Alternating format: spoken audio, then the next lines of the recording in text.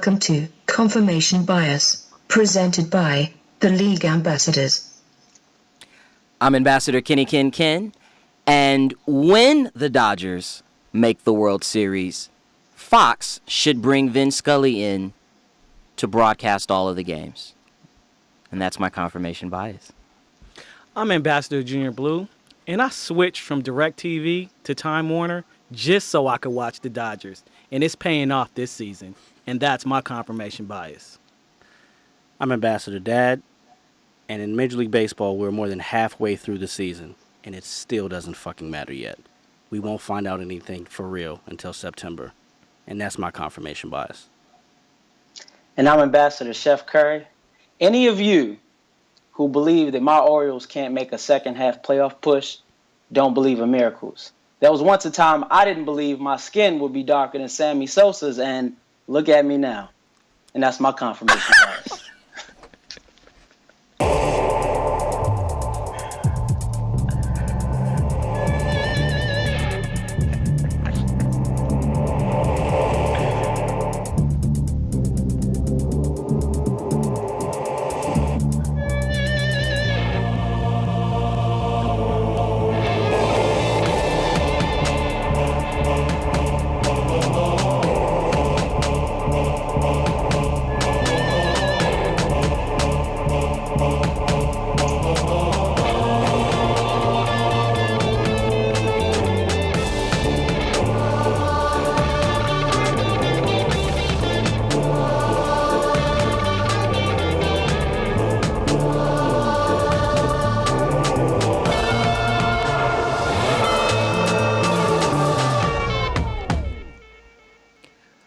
Welcome to episode 34 of Confirmation Bias. Ladies and gentlemen, I promise you, we never know what Kevin is going to say when he does his confirmation bias.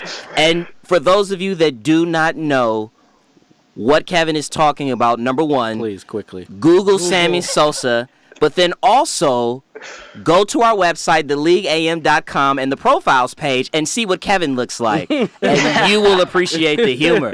As a reminder, you can follow us everywhere on social media. We need a side-by-side. At the League AM is our social media handle. Also, when you go to our website, check out our blog spot, Diplomatic Immunity. That is the place where sports fans of all shapes, sizes, colors, and creeds can speak their piece. On today's show, if you couldn't tell, we're going to discuss all things Major League Baseball. The All-Star Game went to extra innings, and then Robinson Cano ended the bullshit with the game-winning home run, solo shot in the 10th inning. The second half of the season begins tomorrow, so let's look back at the first half before making some second half predictions, and let's start with what will be, I think, a softball question, pardon the pun. Who is your first half MVP? And let's start with the American League, Kevin. Kind of think it's by default here, Mr. Aaron Judge. He's been killing it, and he finally put his face on the national stage at the Home Run Derby, as you saw. But I mean, he's the scariest guy at the plate in the American League. Well, in baseball right now. So for me, that was a no-brainer. Yeah, I think we were pretty unanimous there, right, Dad? Super unanimous. I mean, he's number 3 in average, number 2 in RBIs, or RBI, excuse me, number 1 in home runs in the American League. Without a doubt, right now, no one expected them to be in this position because of all the young talent. They didn't expect him to come through like this, but we joke about this all the time. Like, that's player 99. Right. On MLB The Show. Like, if you were to create a player 6'7", 270. 286, actually. I think he came in 286, but he's been playing a few months. He made Stanton look small. He did. He made him look. I'm trying to figure out he's a little light to be an offensive lineman. He's a little heavy and a little short to be a power forward. Tight end. A tight end, though? How big is Grunt? 6'7". No, I'm with you on the height, but I'm thinking about the weight. I feel like he's a little heavy to be a 250, 260. Yeah, he had to lose a little bit. I mean, he's just... He could also be a DN.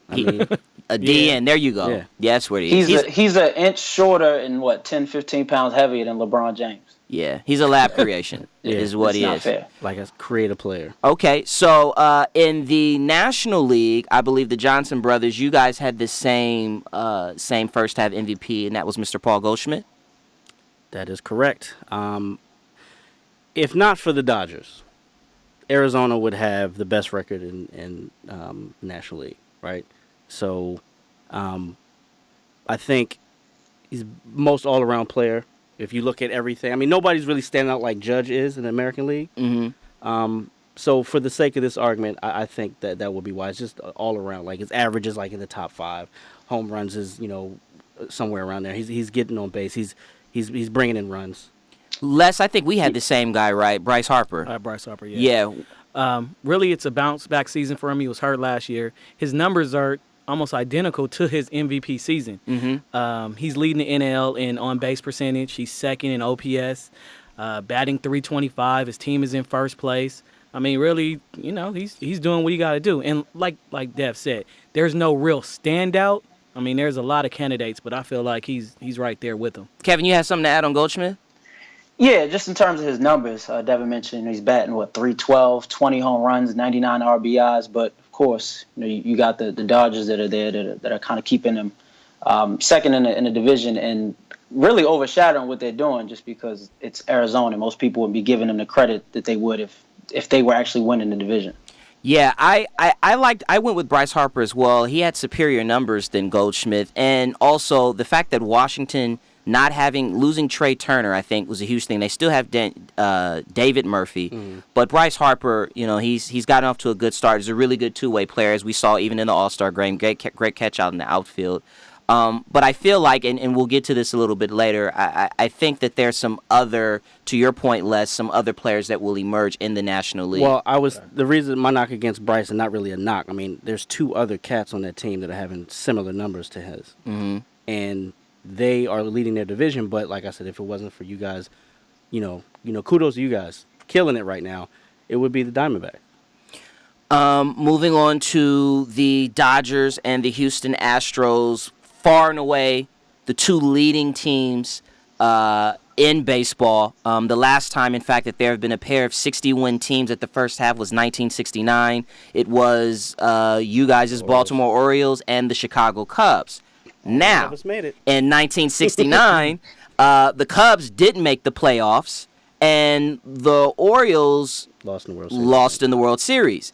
And then you have the 2001 Seattle Mariners, who, at the All-Star break, had 63 wins. They won 116 games, and that was a hell of a squad. And they didn't make the World Series. Right. So the question I want to put out here, and I'll start with you, Les, is for both teams, what do you see as the potential kryptonite for both the Dodgers and the Astros?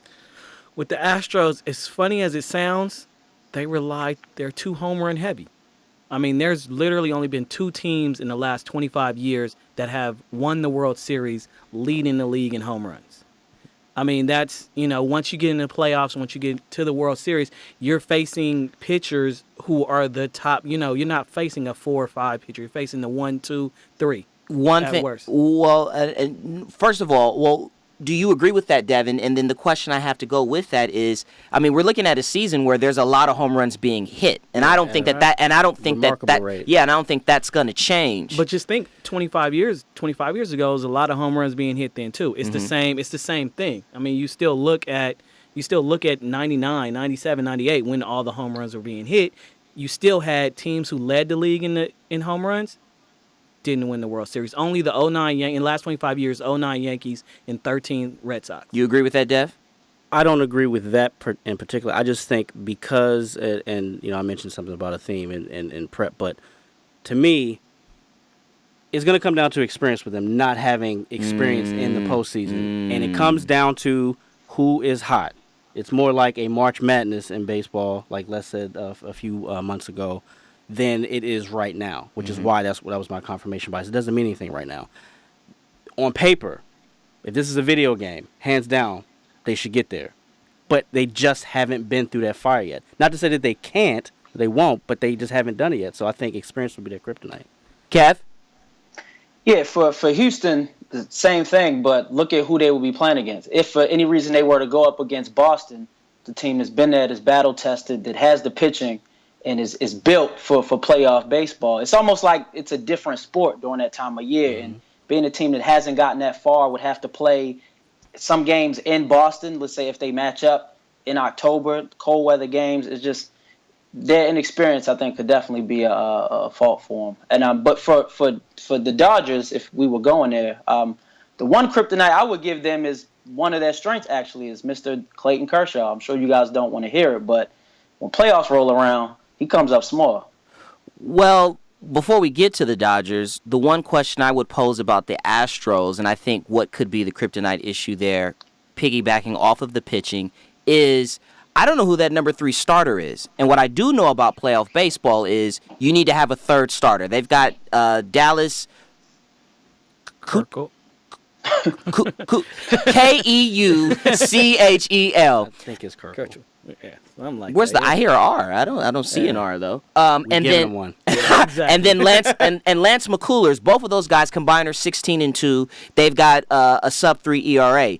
That number 3 starter, don't know. They're still trying to find that guy. They are like 7 other teams that are looking for another piece in the starting pitching puzzle. They don't grow in trees. And they don't grow in trees. But they do have the luxury of having like a ridiculous 16-game lead to try and figure that out.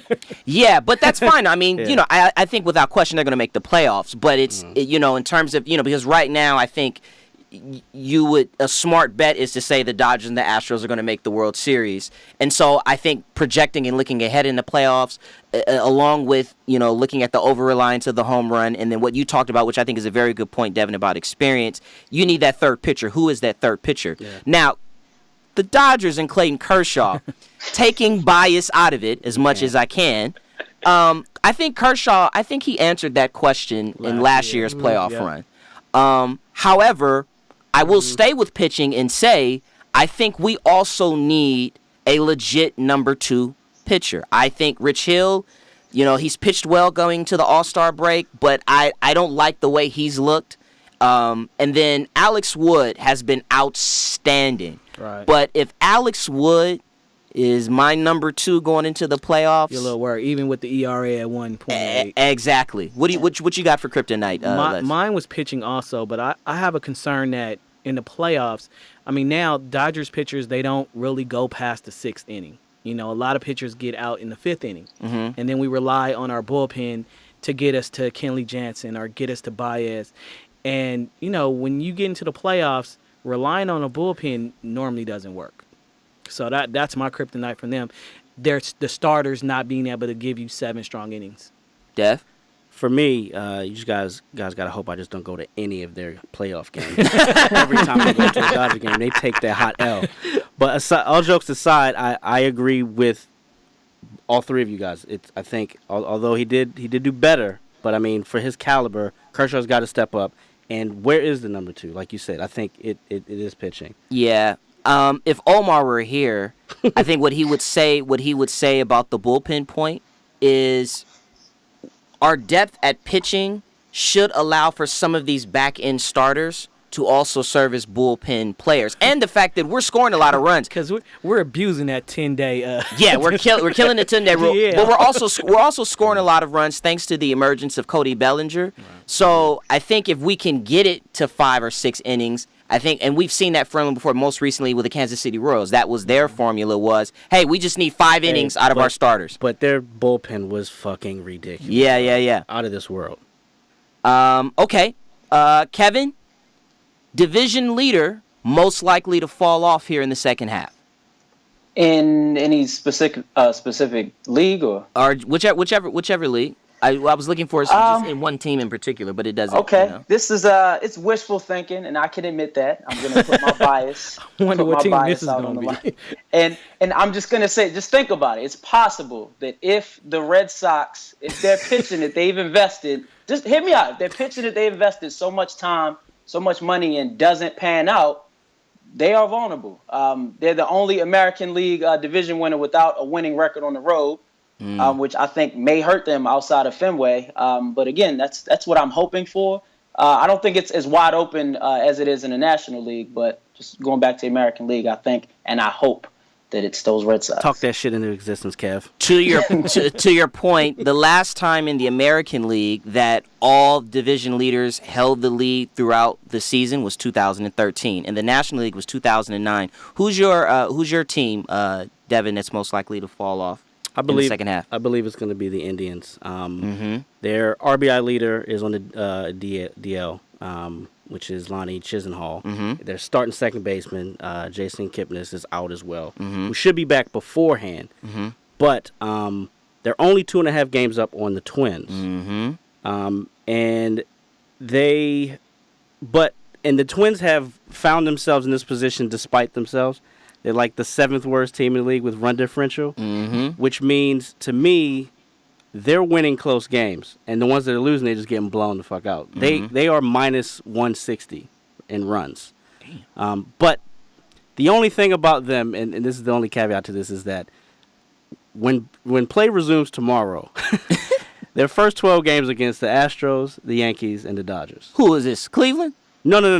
Oh, the Twins. The Twins. Oh, which okay. is my only concern about that. But it's the closest divisional race in baseball right now. Not to mention that they're also the Royals, who are only 3 games behind them as well. You're talking a lot about themes, and I'm going to continue a theme because I also had Cleveland as the team most likely to fall off. And again, it's pitching.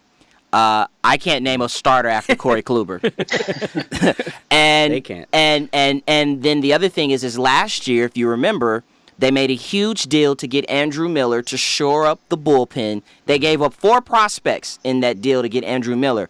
I don't think they have much more to trade. Like their lineup, as you said, Kipnis should get back. Eventually Chisenhall will get back. I think offensively they're fine, but they don't have anything to give up to get a quality starting caliber pitcher, particularly number 2, and especially with so many teams that are in competition looking for starting pitching as well.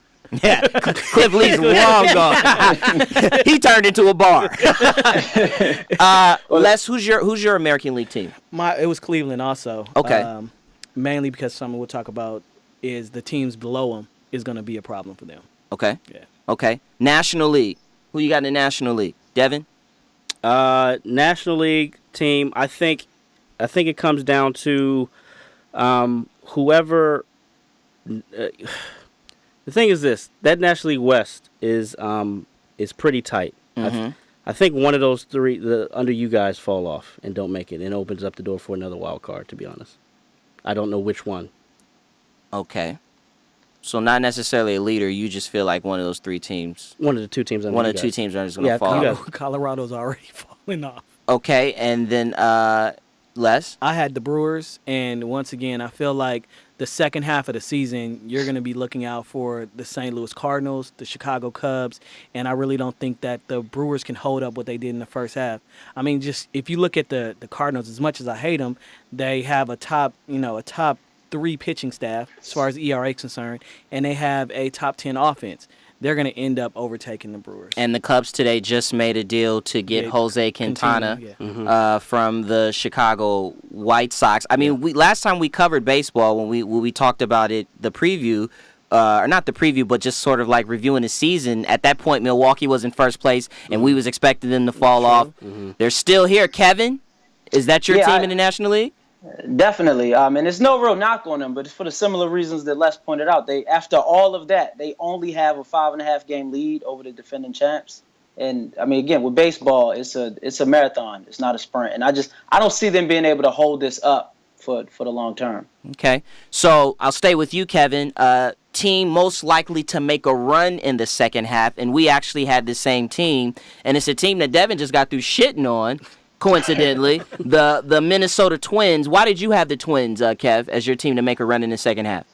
Well, because they play great on the road. They're 25-15 on the road. Of course, they definitely need to start winning at home, but that's relatively a better issue to have than the opposite. But at least with Cleveland, I mean, they're only 7 games over 500, 2.5 game lead. I get this for the same reason when we picked with Milwaukee. You got to hold that out over the long term and be consistent. And I think Minnesota has a better chance of keeping that up in the second half stretch than the Indians do. I think what helps Minnesota in the second half in terms of winning better at home is the weather. It's going to get colder. Remember, it's now an outfield stadium. Their pitching is good, but even better than their pitching is their defense. Byron Buxton, Max Kepler, outstanding in the outfield. They are, I think, number 2 overall in defense, whatever metric they use to evaluate defense. Minnesota is number 2, and also Jason Castro, their free agent catcher that they picked up. He's 3rd in the league in framing pitches, right behind Buster Posey and Yasmani Grandal. I think defense wins championships, and defense sets up well. Combined with you made a great point, Kevin, about their road record being 25-15. I think Minnesota's a team to make the run. Dev, who do you got? I didn't shit on them. I just said I said that's why the Indians will fall off, but they got a fucking crazy start to start the second half. Right. But for me, like I said, I'm staying theme based because in the AL, I have whichever team scraps up and gets into the wild card. Because if you look at the other divisions, they're pretty much set in stone for the most part, with the exception of the one I mentioned. But you have the Yankees, the Rays are actually in it now. Yeah. The Twins and the Royals, like they're right there. So whoever has to scrap to get to the wild card, because they would have had to have good baseball to make the playoffs, and they're getting hot when you need to get hot to make a run. That is who will make that second half push. Okay. Who's your team, Les? I actually had the Kansas City Royals. Really? Yeah. Look, last chance to be relevant, I tell you that. before they got swept by the Dodgers, they had actually won 19 out of their previous 25 games. A month and a half ago, they were talking about trading Perez, trading Kane, and starting over. They went on that hot streak until they met up with the Dodgers, but that is a beast in itself. We do that. It's a beast in itself. That's what we do. What we do. And it coincides with the team that we feel like is going to drop, Cleveland. So, I mean, they slide right into that spot. Let me ask you a critical question about Kansas City. You trust Jason Vargas? Hey. He's rolling hot right now, but really? Do you trust Cleveland? Apparently not. That's who you pick. So that answers that question. All right. Well, I mean, no. The answer is no. But Kevin and I, we went with Minnesota as opposed to Kansas City. Yeah. I will say before you transition, Ken, it's a legitimate question though that none of these division winners are safe, because 12 of the last 21 World Series champs, only 12 out of 21. Weren't leading their division heading into July, so it's open. Right. This is going to be a sore point in the show for both Les and I, and that's because we're going to discuss Mr. Adrian Beltre, who once was a Dodger, and unfortunately, if there is to be a black mark on the stain of the organization of the Los Angeles Dodgers, is that we have really good talent that we just somehow they just get away. Adrian Beltre is 22 hits from 3,000. He's definitely going to hit that this year. He has left the Dodgers and gone on to have an awesome career. But a question I want to ask and put it out there for you guys is this a first ballot Hall of Famer? Kev, I'll start with you. First ballot, that's tough. I don't know if I could give him first ballot, but I definitely think he'll get in. His career was in question at first as far as whether he'd get there now, but I think now, you mentioned the career milestone for hits. I think if he gets that, when he gets it, it's a great accomplishment on his record. And then if you look at his wins above replacement compared to any other player, he's higher than Pete Rose, higher than Derek Jeter, Nolan Ryan, Reggie Jackson, Ken Griffey. Those names are Hall of Famers, so I think he will definitely get in. First ballot, though, that's iffy. Because you think about historic third baseman. There's Mike Schmidt, and then there's Brooks Robinson. There's Brooks Robinson. There's Wade Boggs and Mike Schmidt. I said Mike Schmidt. That's what I'm saying. That's those three. And did you run the lap? Yeah, circle back. Is he first ballot Hall of Famer, Dev? He's not first ballot Hall of Famer, but the discussion is this. So there's 30 players on that 3,000 hit list. Okay. Out of all 30 players, all but 5 are in the Hall. 1 is Pete Rose. Okay. 3 are not eligible yet because they just finished. Okay. And 1 is still playing, which is Ichiro. One of them is Rafael Palmeiro. However, your boy was on the Mitchell Report with Rafael Palmeiro. And Adrian Beltre's career average is 286. Rafi's is 288. He has 450 home runs. Rafi has 529 or 560, something like that.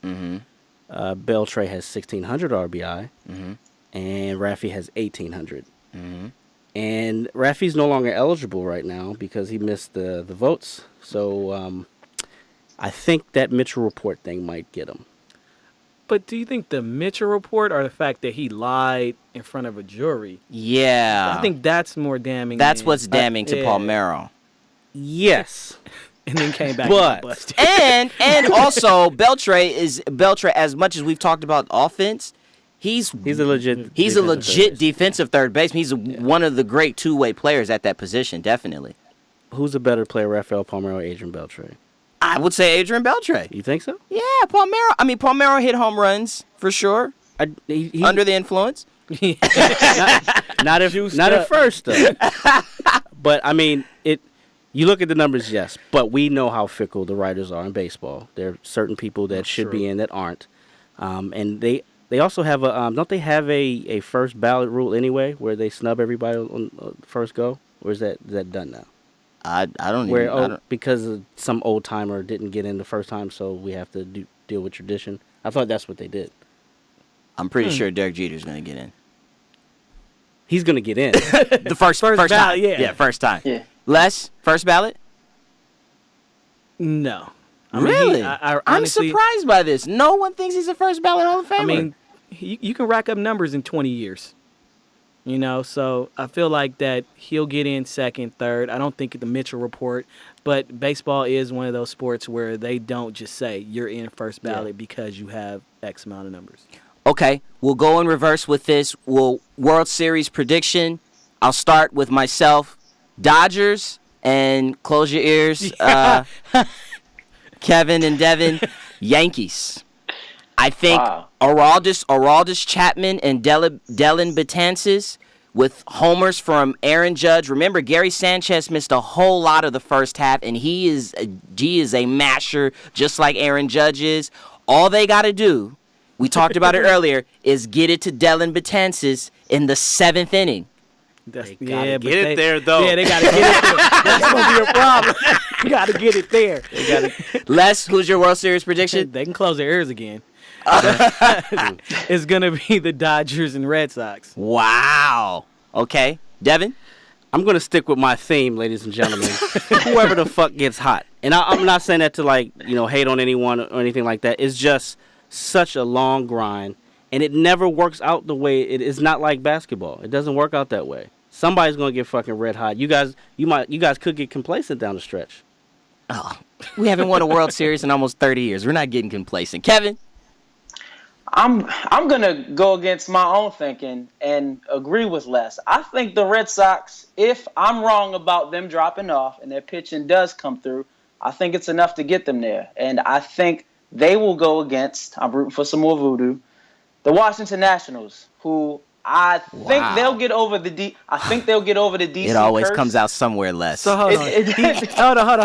The team he picked to fall is also the team he picked to make it to the World Series. Equivocal. Oh, God. Because listen, like Devin said, nothing that happened the first few months of baseball even matters up to this point. But if you look at the Nationals, everything they got up against them, 3 of the last 5 years they lost in the divisional round. They lacked the bullpen production. Dusty Baker managing in the postseason is always a crapshoot. He's still waiting for a contract extension, but they do have and a new toothpick. New toothpick. Okay, MVP. We all have Aaron Judge for the American League. I'm going to go out on a limb and say, as a rookie, he's going to win the Triple Crown. And I think that'll solidify it. Kevin went different, though, and he's got Mike Trout. I do. He did miss 39 games, but like Devin said, none of it matters. He returns. I believe he comes back tomorrow. Like I said, I'm hoping for some voodoo. He may come back and continue the streak he was on right before he got hurt. If you guys remember, he was putting up buckets. If it's not Judge, though, If it's not Judge, just pick an Astro, any Astro. Any Astro, right? Correa, Springer, Altuve, don't matter. But for what I thought was interesting about Aaron Judge, though, is if he wins Most Valuable Player and Rookie of the Year, he'll be the third player in history to win both in the same season, behind Ichiro, and who was 27, and Fred Lynn, who was 23. So it's That'd be a pretty impressive accomplishment. Yep. Okay, National League. Devin, you had an interesting choice for MVP. Yes, I think it's the best pitcher in baseball on the best team. That's Clayton Kershaw. Clayton Kershaw. I mean, the win-loss with that ERA. Yeah. Keeping the Dodger theme going, Les, you picked Justin Turner. Interesting. Very interesting. And the reason I say that, he missed 19 games first half of the season. He's batting .377. He's, 5 at-bats away from qualifying, which will be 30 points higher than anybody else. Mm-hmm. Also, any other player outside of, I guess, Kershaw, any position player, he is the best defensive player out of the rest of them, except for Arenado, but he plays in Colorado, so his offensive numbers could be a little skewed. And I feel like both sides of the ball matter, and that's why I give it to him. Kevin thought his first half MVP would hold up, and that's Mr. Paul Goldschmidt. And I thought my first half MVP would hold up as well, and that was Mr. Bryce Harper. Cy Young Award winner, I got Chris Sale and Clayton Kershaw. Yeah. Kev? I can't disagree. Only for AL Cy Young, I thought Corey Kluber deserved a nod. He did get hurt in May, but since he came back, I think he's had 7 starts since then. 1.24 ERA, 74 Ks, only gave up 1 home run. If he can continue that throughout the stretch of the season, don't overlook him. I think it's definitely Sale, just for the simple fact that he is in a division with mashers. Right. He has to play the Yankees 19 times. Right. Same as y'all. Sale and Kershaw? Sale and Kershaw. All right. Well, we will see the second half of the season. Like I said, begins tomorrow. Before we get out of here, just breaking news a few minutes ago, and we'll piggyback off of our Tuesday show with this one, Hope or Hype. The New York Knicks have informed the teams that they were talking to, most importantly, the Houston Rockets, Cleveland Cavaliers, that they want to pull back on the Carmelo Anthony trade talks because they are hiring a new GM, Perry, out of Sacramento, Vice President of Basketball Operations, and they want to try to save the marriage. They want Jeff Hornacek and the side piece to come in and try and talk to Carmelo and give it one more go. Hope or hype on Carmelo staying in New York on our way out the door? Kevin, hope or hype? This is hype. It's like the marriage reference. It's like y'all both cheated on each other. The whole world knows, and now you want to go to counseling? I'm done. Dev? The same thought process, but it's hope, because they hoping that shit gonna work. They hope that 2 a.m. workout works out. Uh-oh. Les? I don't care. Lala looked good on that yacht in Italy. On that note, we will check out of here. We thank you for visiting us here. Confirmation Bias. Remember to follow us everywhere on social media. Our handle is @TheLeagueAM. Visit our website, www.theleagueam.com. Check out our YouTube channel, The League Ambassadors. And we will see you next week. Stay black, Sammy. It's too late.